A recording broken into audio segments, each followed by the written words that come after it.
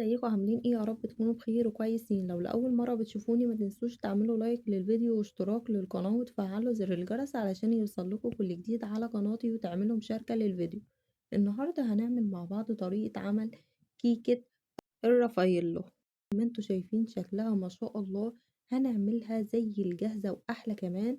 بجد طعمها حلو قوي ولذيذة، مش هتبطلوا اللي انتوا تعملوها على طول. شايفين ما شاء الله شكل طبقة الكيك؟ شايفين لونها ما شاء الله؟ هتعملي 16 قطعة من الحجم اللي انتوا شايفينه ده، زي ما انتوا شايفين ما شاء الله زي الجاهزة بالظبط.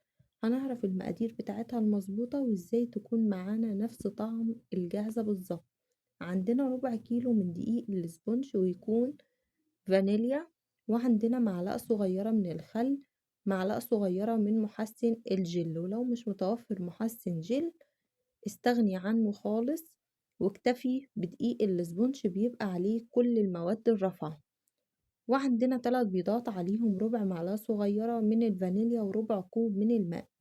هنحط كل ده على بعضه وهنضربهم بمضرب كهرباء أو بعجان لمدة 7 دقايق.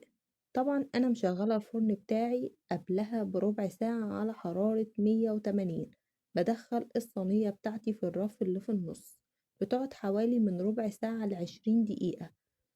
ببدأ أجيب صينية مقاس 30 في 20، ببدأ أحط فيها ورقة من الزبدة كده، وببدأ أنزل بخليط الإسبون، وابدأ اللي أنا أساوي كويس زي ما انتوا شايفين كده. ببدأ أخبط الصينية بتاعتي خبطتين، وببدأ أجيب خلة شيش طاووق كده، وببدأ أعمل تماويك كده زي ما انتوا شايفين. بعد كده هدخلها الفرن على حرارة 180، بتقعد ربع ساعة ل20 دقيقة.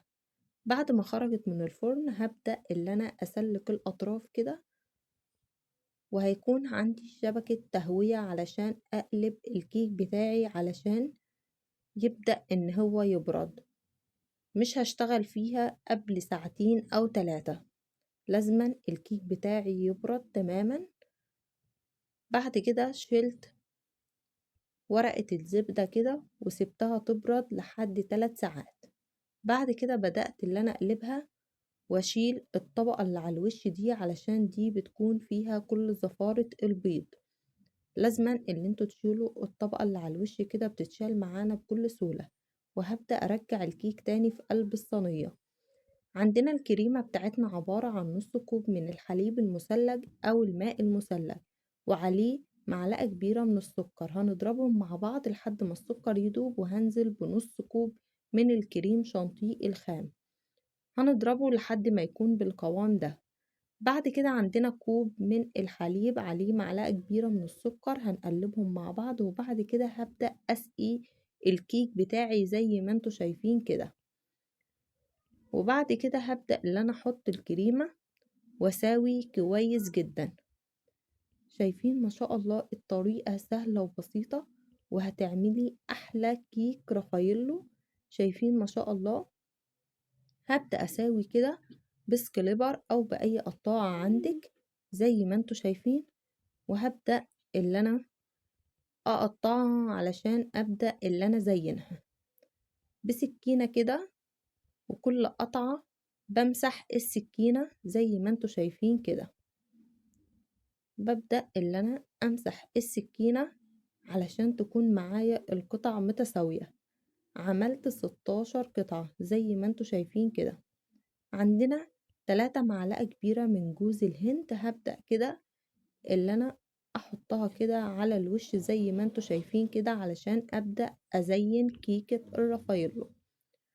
وعندي بسكوت رافايلو مغطى بالشوكولاتة كده البيضة، وعندي كريس. بدأت أعمل كريس كده زي ما انتوا شايفين، صف بالكريس والثلاث صفوف التانيين ببسكوت الرافايلو. شايفين ما شاء الله؟ شايفين حجم القطعة؟ شايفين شكلها ما شاء الله قد ايه طعمه